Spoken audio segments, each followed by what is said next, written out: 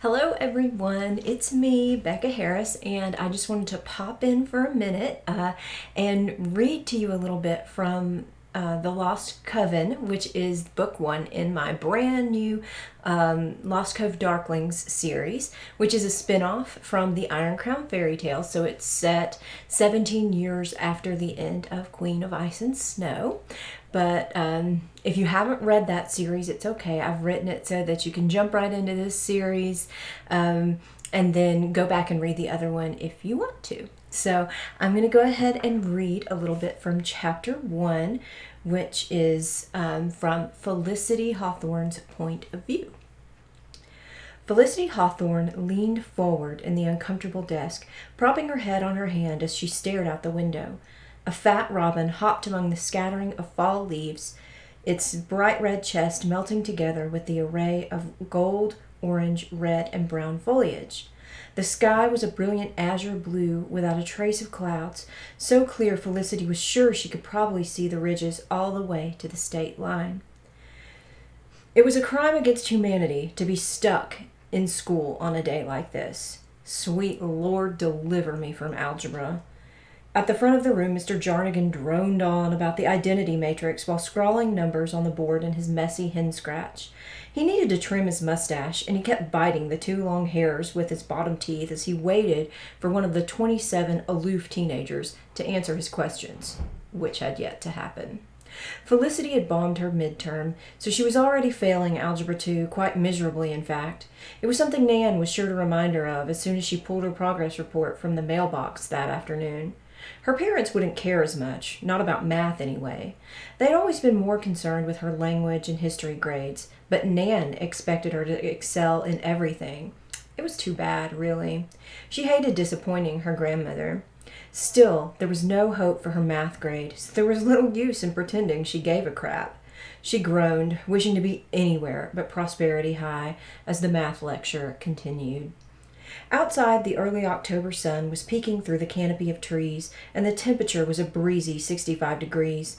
Colorful prisms of light danced across the window as the ever-present mountain breeze rattled the branches. Right now, Nan was probably climbing the steep slope behind their cabin to collect the many roots and barks she harvested in the fall. Later, she would use them to make tonics and teas that could ease anything from indigestion to widespread pain. Felicity lived for harvesting with Nan, though she wasn't superstitious like her grandmother. But when it came to exploring the mountains, school was always in Felicity's way. A tiny airplane, engineered from a blue sticky note and a couple of staples, flew in for a smooth landing on her desk. Felicity eyed the room, tracing the infantile act to the 3 morons in the middle of the row who struggled, red-faced, to hold back their violent laughter. Cody Briggs, Tim Brown, and Seth Irwin had been harassing Felicity since the bra-popping extravaganza had commenced in the 6th grade once her boobs had started growing. Sadly, they hadn't done much evolving since then. The boys, at least. Her boobs had developed quite nicely, which was part of the problem. Judging by their breathless expressions of near hyperventilation, the 3 doucheketeers had outdone themselves this time. Felicity shrugged. She'd play. Why not? Felicity unfolded the plane and turned it over to reveal a vulgar illustration involving a well-endowed stick boy and a provocatively positioned, large-breasted girl figure wearing a pointed witch hat. Flattering. Underneath the artistic masterpiece was a single question. "Wanna ride my broomstick?" Oh, good grief. The note was yet another example of why Felicity avoided all forms of social media and rarely handed out her cell number, even if her parents would have allowed it. She had known the boys at Prosperity High since preschool, and honestly, she would rather clean the locker room urinals with her tongue than date any of them. Smiling sweetly, she refolded the airplane and placed it in the crease of her open textbook. Then, aware that they were waiting for a reaction, she closed her eyes and turned her palms up, moving her lips in a mock incantation. When it had gone on long enough, she opened her eyes, delighted to find them huddled together, whispering in panic. Catching their eyes, she leaned back in her chair, staring at them with the most wicked smile she could muster, and held her index finger and thumb out to them, measuring a generous centimeter or 2. They grew quiet under her scrutiny and broke apart, staring down at their desks. "Gentlemen, is there a problem?" Mr. Jarnigan demanded. He was still biting his mustache. No, Seth said. He continued to stare down at his desk, his mop of blonde curls falling into his eyes. My mistake, Mr. Jarnigan said, his voice dripping with sarcasm. You see, I find it unsettling when you suddenly grow silent after talking through my entire lesson and tossing notes at Miss Hawthorne. Suddenly, all eyes were on Felicity. Her heart stuttered and she could feel the heat rising to her cheeks. Luckily, she had worn her palest foundation that day. With any kind of luck, the blush wouldn't be visible. Felicity, are they bothering you? Mr. Jarnigan asked. Not if they know what's good for them, she answered. She held up her thumb and forefinger to them again. The class broke into a series of excited whispers, and the three morons looked like they might be sick. All in all, Felicity felt her delivery had been flawless. Satisfied, she leaned back in her desk. Her ass cheeks had gone numb from the hard plastic, but she tried to appear relaxed. I see, Mr. Jarnigan said. Well, if it's all right with everyone, I'd like to continue class. Would that be okay with you, gentlemen? All three of them nodded automatically. With a smirk, Mr. Jarnigan continued to explain the equation on the board. Felicity's best friend, Raven Hensley, caught her eye from her assigned seat in the front corner of the room and gave her a sly smile. Felicity winked in response. Freaking out in the mainstream was their favorite form of entertainment. But as they both knew all too well, that's how it was when you were a misfit, an outcast. Felicity glanced at the clock, each second ticking away with agonizing slowness. Would the bell ever ring? Suppressing a groan, she turned back to the window. She was watching the sunlight dance in colorful prisms against the glass when a movement beside the ancient oak tree caught her eye. It was just a flash of something. No, of someone. But she had seen it, if only for a second. Dark hair, black clothes, pale skin. Someone had been standing behind the massive trunk and leaned out a bit to peek up at the window. Felicity blinked, searching for what it could have been, or whom. There was no one there now, but the tree was so large it was possible whoever she saw was hidden behind its trunk. She stared intently, waiting to catch a glimpse of the person she had seen, but everything was still. Had she really seen anything at all?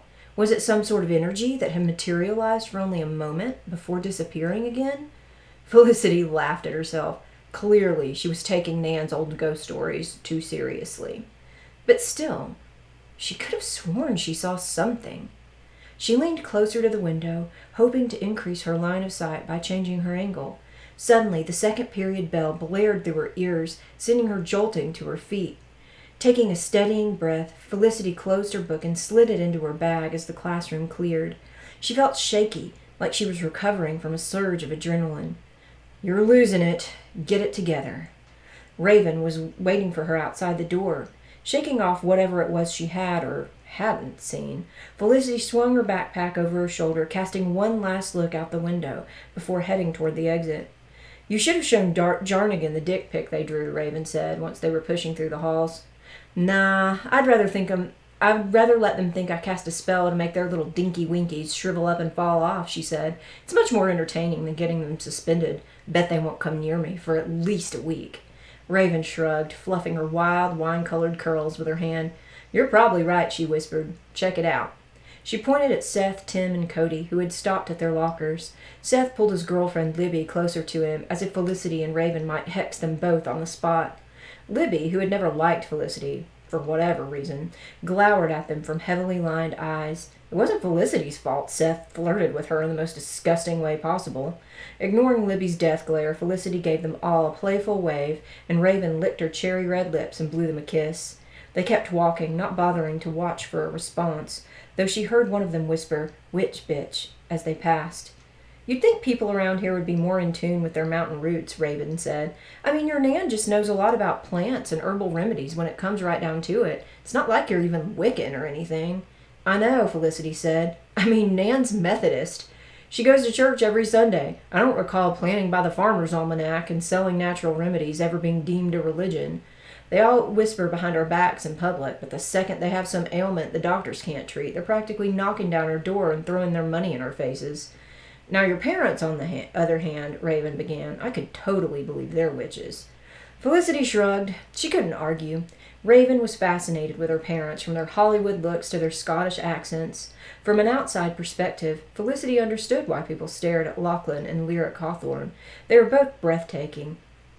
Fair skin, amazing green eyes. Her mom wore her hair in long golden waves that all the girls envied, and her dad was a silver fox with a strong jaw. They both kept in good shape with fencing, which was a weird sport anywhere, but especially in East Tennessee where football and hiking reigned supreme. They ran the family storefront downtown, and Felicity knew exactly what Raven meant by her statement. Their parents stood out like runway models against a backdrop of ordinary. But to Felicity, they were just mom and dad. Beautiful, yes, but like a lot of parents, they were overprotective worrywarts who kept a close watch on her every move. "You're so lucky, though," Raven said. "Being a foster kid sucks. I'd give my left ovary for your parents to adopt me and teach me all their ancient ways."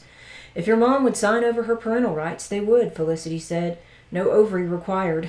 In a heartbeat. It was true. Her mom and dad had been discussing it with Nan since they caught Felicity sneaking extra rolls from the dinner table to bring to Raven at school in 5th grade. It was the first time her mom had realized Raven was being neglected. Not long after that, Felicity's best friend had been taken away from her mother and placed with another family. It became a painful cycle after that. Raven's mother would disappear for a while and then show up and pass all her drug tests and get Raven back, only to relapse again, leaving Raven with yet another foster family. Meth and opioids were deadlier than guns in Appalachia, and Felicity had a feeling that one day Raven's mother would be yet another life claimed. Felicity and her parents had talked about taking Raven into their home on a permanent basis, but ultimately her mom and dad had decided the uncertainty and inconsistency would be too heartbreaking to bear. Felicity had disagreed, and it had always been a source of tension between them. "The Rices aren't bad, though, right?" Felicity asked. "This last placement seemed to be a good one. I mean, you'd tell me if you weren't okay, wouldn't you?" The Rices owned a popular antique store downtown, and they were both members of the Prosperity Glen Historical Society. Joe was a deacon at the local Baptist church, and Amy taught 3rd grade. They had never had any children of their own, and they had a great house in the historic district. It was the nicest place Raven had ever stayed. Raven nodded. "They're okay. They're taking me on a cruise this summer. If, and I emphasize if, Mom doesn't sober up and screw it all up before that can happen. I guess I'm just waiting for my life to be blown all to hell again."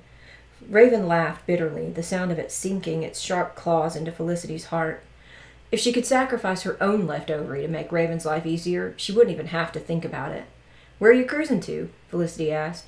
Raven listed several possibilities, including Bermuda and Cancun, before her words merged like a blur, swimming in a dull echo through Felicity's mind until they faded together. "What the heck?" Felicity scanned the hall. All the noise had suddenly gone out of the entire space, as if she'd lost the ability to hear. A high-pitched squeal, like the feedback from a microphone, blared in her ears, causing her to cringe, until that sound too faded away. Felicity cleared her throat, felt the tickle of it, but it made zero sound. What was wrong with her? Was she losing her hearing? Her mind? Her eyes darted from person to person, hoping to hear something. Anything.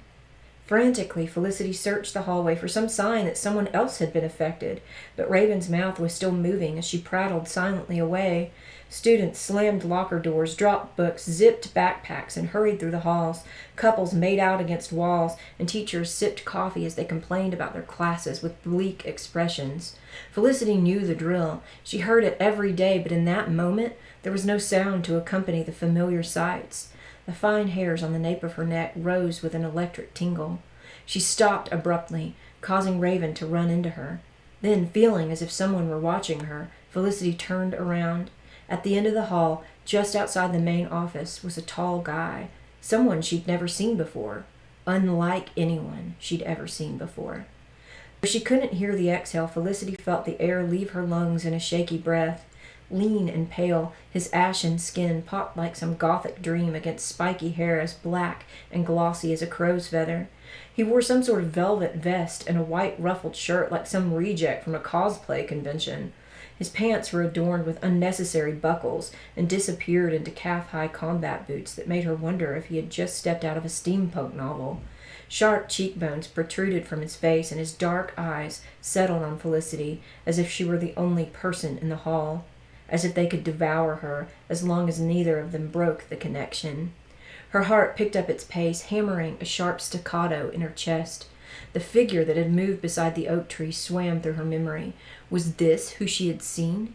She couldn't be certain, since she had only caught a glimpse of him, but she felt positive they were one and the same. "Who is that?" Felicity asked, though she couldn't hear her own voice. She tapped Raven on the shoulder and repeated the question, pointing. Raven's brows were wrinkled as her mouth moved. Then, just as quickly as the sensation had come on, the normal buzz of the hallway blared in Felicity's ears once more, causing her to jump. "I said, who are you talking about?" Raven asked. "That guy back there near the office, the one in black." Felicity's words thundered in her ears, though she was speaking in a normal volume. She turned back toward the boy and pointed, but there was no sign of him. It was as if he had completely disappeared. "He was right there, I swear," she said. Raven shrugged. "I didn't see him. Maybe he left?" Felicity stared down the hallway, examining where he could have gone. The main office was encased in bulletproof glass, and all the students had to be buzzed in, so there was no way he had slipped in without her seeing. The heavy double doors were all the way at the end of the hall. He never could have made it to the exit doors in the short time it had taken Felicity to blink. So where did he go? "Are you okay?" Raven asked. "You look like you just caught a glimpse of Principal Edwards wearing a banana hammock." "I don't know," Felicity said, trying to block out the new visual. "I'm starting to think I might be going totally crazy." "Like more crazy than normal?" Raven laughed off her comment and continued up the hall toward AP English. Maybe the monotony and complete lack of variety in this godforsaken school has finally got your emo boy fantasies coming to life. Dream one up for me while you're at it. Felicity forced a laugh, but she looked over her shoulder again, shaking her head as the hallways emptied. The boy was gone, but the image of him, the way his dark eyes had smoldered into hers, was burned into her memory like a brand. Okay, so that was chapter 1. So if you enjoyed it, you can go back for more. It's the ebook is for sale on Amazon, and the paperback is available anywhere books are sold. Thanks for listening.